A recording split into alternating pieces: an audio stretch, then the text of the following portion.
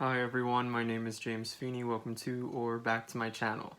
As the title will tell you, I am here today with the third part of the Turn Your Light On series, where we're going to be discussing more so how to combat any darkness or shadow, metaphorically speaking. So those negative forces, things that suppress us, bring us down, obstacles, anything that's not very positive or conducive to the self and growth and agency, personal power, all of that, whatever's in opposition, whatever forces are not helpful, those are what we're kind of talking about when we're speaking on darkness.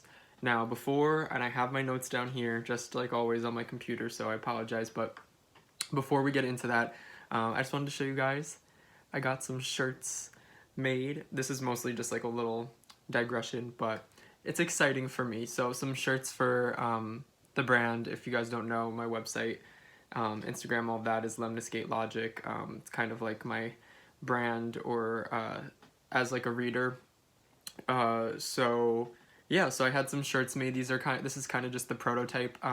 If you were to see me standing up, this is a little bit higher up than a lot of people would probably like it on a shirt. So I moved it down a few inches. Well, for the purposes of the camera, it's in like a perfect height, but in person, it's a little bit too high. So, but this is just the prototype, so that's really awesome.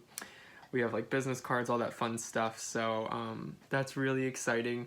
And a little shameless self-promotion, just if you want to head over to the website, you get $5 off of a reading if you subscribe for emails. It's not any spam, it's just updates on like blogs, if there's a sale, new readings, specials, events, things like that. You don't just get spam, especially because I have to construct the emails myself and I don't have time to construct spam emails, so you really will only get important things. Yeah, and you'll get $5 off a reading if you're interested in that at all.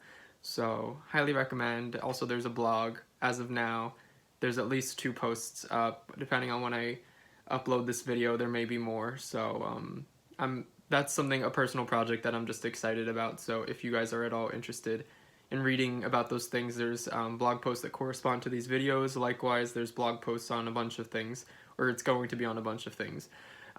So feel free to check that out. I'm sure all of this will be linked down below as usual, but yeah. Okay, so now we'll get into it. Sorry.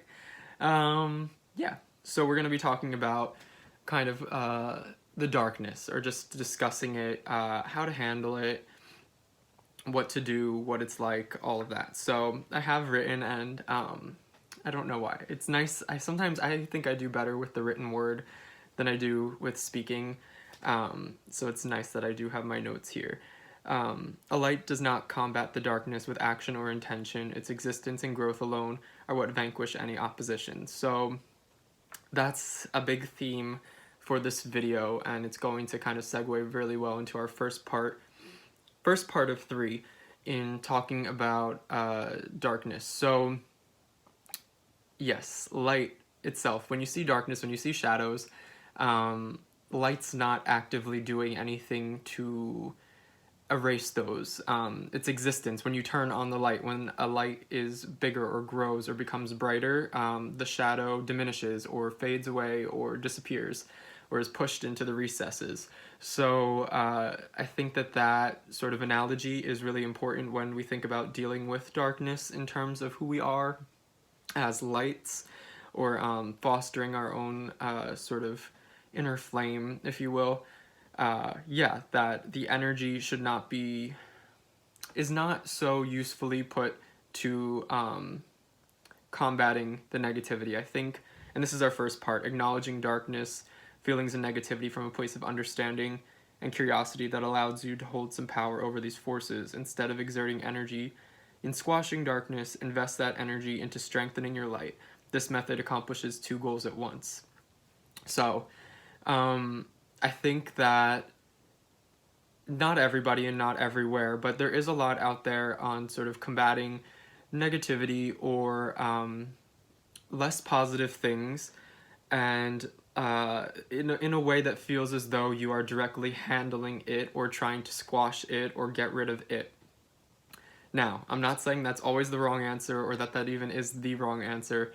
I do think there are times when we really do have to just handle something, but as far as a lot of negative things go, I think we would be better suited to take on the mindset of not ignoring it, understanding it, but focusing on our light, focusing on how we can be sort of bright and positive and constructive ourselves, and in doing so, sort of unintended consequences or side effects of what we're doing handle that darkness. They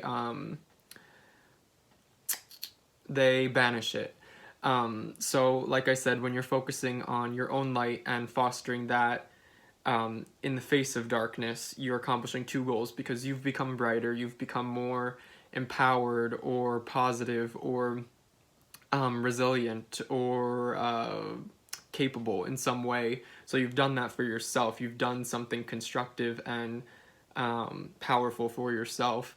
And that you didn't even have to exert energy to combat the darkness. Just in having done that, you have diminished the darkness to some extent. Likewise, or not likewise, but however, not even however. How do I want to put this? When you invest that energy in combating darkness, you're almost creating more negativity in that mindset of the combat, the fight. Not that that's always a bad thing, and if you can kind of get it going in the right way, I think there is positivity there, but you're exerting a lot of energy just to hopefully diminish that thing, and you're feeding into it by exerting that kind of that combative mentality that that darkness feeds off of. So even if you win, all you've done is diminish it, and then in turn you've diminished yourself. Your energy reserves have not been invested into fostering anything within you. You've kind of taken that expenditure, and none of it was, all of it was spent more frivolously, and there wasn't really a return on that investment. So I think that that's one way that we need to sort of shift our mindset in dealing with darkness and negativity, is just to think like that a little bit, you know? When we feel down or low about maybe we have conflicts with family or friends, what can we do to make ourselves as a like we don't have control over them, and we feel as though the negative, say maybe they are being unreasonable, they're pushing boundaries in an unreasonable way that you've set up, something like that. What can we then do for ourselves, because we can't control them, to boost up our light in the face of that, instead of saying that we are going to combat them and we are going to confront them, which sometimes is necessary and probably is necessary if there's issues with boundaries. But what are we going to do for ourselves? Maybe we are going to choose to strengthen those boundaries. We are going to choose to let go and release and not harbor feelings of ill will or frustration in knowing that this is something that has happened, to feel the emotion and to let it pass, and not consume us. That's a big one. Choosing to maybe potentially branch out on our own in light of these boundaries that have been transgressed in a way.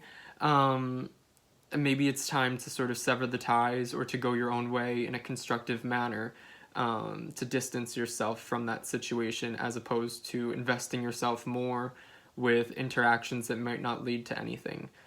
Think about it like that. I think that that's a good example for this. Next, I have, and I'm sure you guys have all heard this kind of saying, but don't react to darkness. A reaction gives darkness control.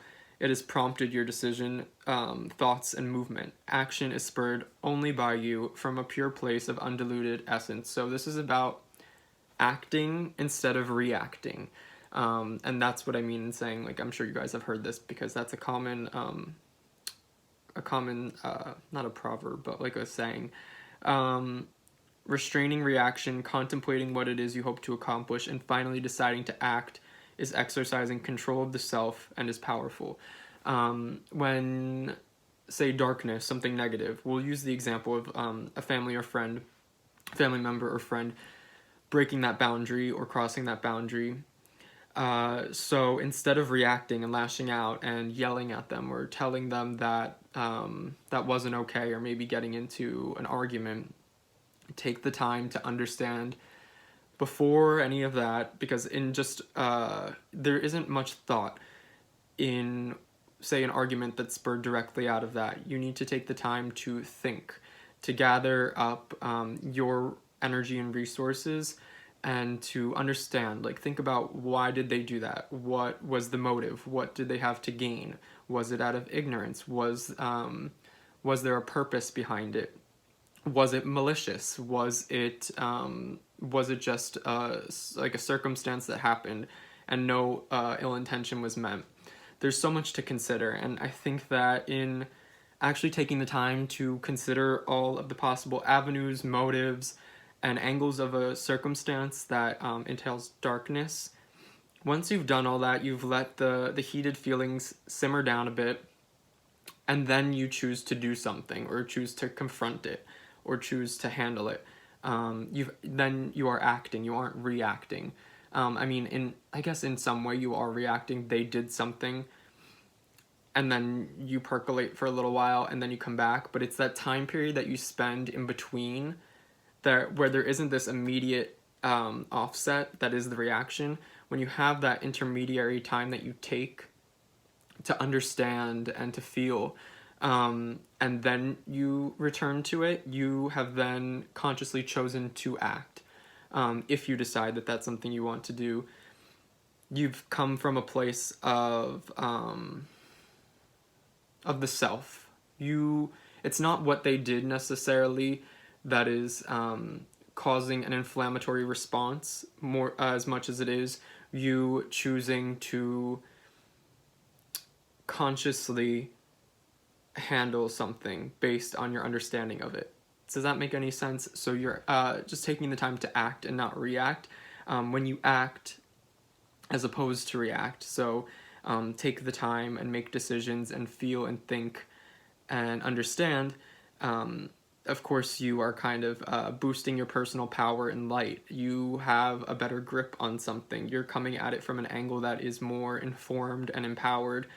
You're more likely to make a difference and to be able to handle it in an adequate and fulfilling way that is going to coincide or align with your best interests, as opposed to a reaction or inflammatory response, which is probably just going to make things worse, is going to feed into any negativity or darkness that the situation has already engendered.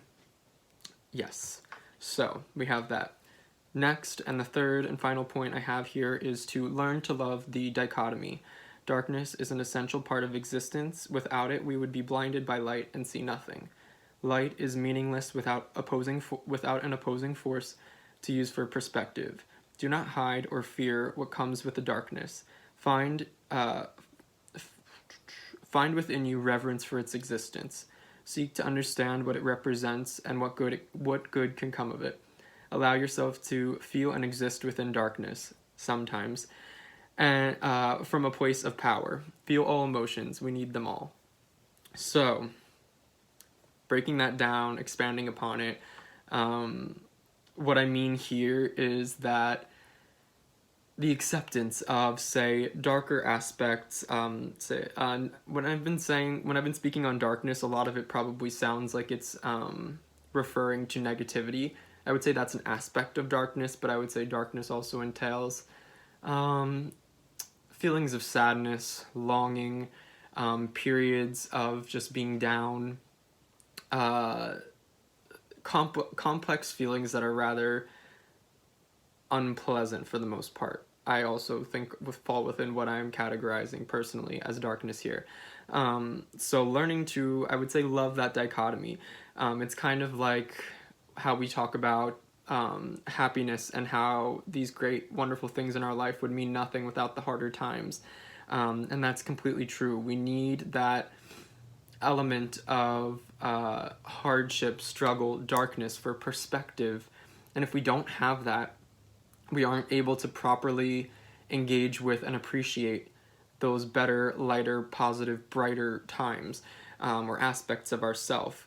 And I think that it's important to have that appreciation and reverence for that darker side because of what it allows us to understand. We understand the light in terms of something. It's more of a comparison or a perspective, and neither can be understood or felt in their entirety, I would say, without the other. You need that reference point. So understanding it, and I think that I wouldn't say that the darkness itself is positive, but I would say that it's necessary, as far as human experience with our emotions, to not say, like I said, just bolstering your own positivity in face of darkness. That doesn't mean to ignore complex feelings of sadness or longing or loss when you're confronted with them, and to try to stay positive. That's not what I'm saying in saying that we need to say focus on the light to combat the dark, in a way of combating the dark. What I mean here is that we really do need to get through that feeling, to process it, to let it kind of envelop us and consume us. Not consume us in a way that's harmful or overpowering, but in a way that allows us to almost become and truly understand that feeling. To not rush through complexity of what it means to be human on like emotional spectrums. I think that all that's vital. I think that knowing when the time is up, when the feeling has had its place, and when it's time to sort of to get up, to rise up and put it back and say, you know what, enough is enough now. Like, I'm not going to throw this pity party. That's different. Yeah, like maybe telling yourself when something bad happens, like, okay, I'm giving myself today as like a little bit of a self-pity day. This happened, it sucked, you know, and that happens, and you should feel it, and try to understand that. Why do you feel bad for yourself? What about that circumstance makes you feel down? Do you feel like something was taken from you? Do you feel like incapable? Do you feel as though your path has kind of been shifted in a way that you don't want because of an event or something like that? Taking time to understand that, to love or at least appreciate and feel a reverence for the dichotomy that comes with light and dark. And when you have those happy times, understand that it's because, and that you can even comprehend what that is because of those darker things. And when you're in that darkness, realize that it's, I should say, almost providing you a service. So we want it to kind of be efficient in that it exists, it serves its purpose, but it doesn't overstay its welcome.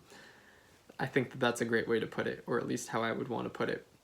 So yeah, this is what I have to say in terms of facing darkness as a light, as us being our own light. I know that a lot of this series is in terms of metaphors and analogies, and it's just because, for me at least, those they kind of embody or make it easier to speak on certain topics. I find it a way of communication that sort of works, especially when we're talking about these things. So yeah, I hope this was helpful for some of you. Let me know about your feelings on darkness and how you handle it, how you interact with it, and all of that. And maybe your journeys on sort of going through it or out of it or confronting it, all of that. I'm very curious. I hope you are all well and enjoying I was about to say beautiful weather. I have beautiful weather right now, but regardless of the weather, I hope you guys are doing well. Until next time, bye.